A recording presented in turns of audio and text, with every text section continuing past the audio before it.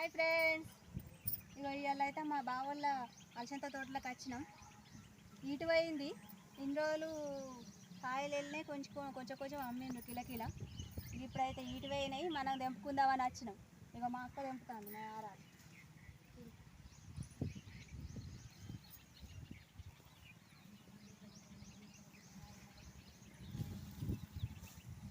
Shop చేసినా దాకనే కదా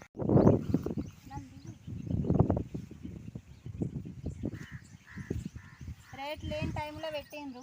వీటికైతే ఇప్పుడు రేట్ లేవు. 20 రూపాయల కిలో, 15 రూపాయల కిలో అడుగుతాను. ఇక వేసినందుకు లాభమో నష్టమో అది అమ్మేస్తాను. ఇప్పుడైతే ఇక ఇంత అయింది కాయ, కానీ ఎవరు కొనడానికి అయితే వస్తలేరు.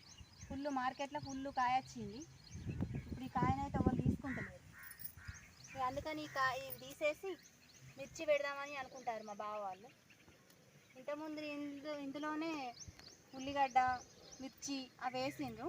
అవి కొంచెం లాభంగా ఉండగానే ఇవైతే వేసి వేస్ట్గా నష్టపోయింది. రేట్ ఉండే కానీ 15 రూపాయలకి ఇప్పుడు రేట్ ఏం లేదు. ఇక తీసేసి మిరపక చెట్లు వేస్తామనుకుంటాను. ఇంకేం వీటికి పురుగు మందులు ఏమేమి కొట్టింది? పురుగు మందు కొట్టిండు బాగా. పురుగు మందు కొట్టిండు కానీ మళ్ళీ పుచ్చిపోతున్నాయి.